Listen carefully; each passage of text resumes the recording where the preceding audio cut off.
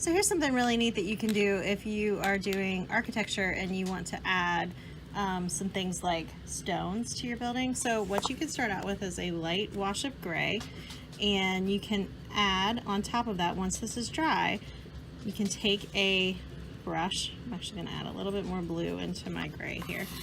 So I have a gray. You make gray by using all the colors. So this would be a mixture of blue and yellow and red. And so I have my gray on here, and so once this is dry, then I can go back over top of it, just in certain spots,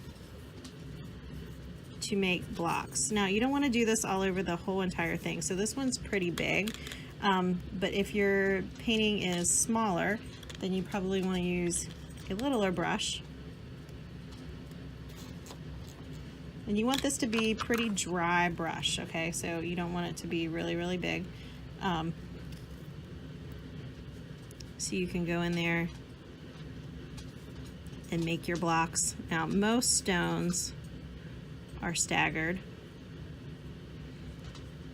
but you can kind of just, you know, fade them out or suggest that they're there, especially if they're like stones instead of bricks. So you could do the same thing with like maybe a light tone of cream, and then put like a brick red on top of it to add some brick texture to your buildings.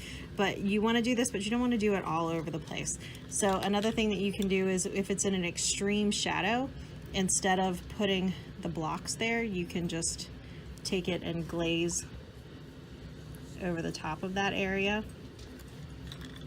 And you can do it in a graded way so that it's shaded over top, and it just sort of fades out. So that's a really good way, especially on buildings, to add a little bit of detail, to add a little bit of texture to it without it looking like it's overdone.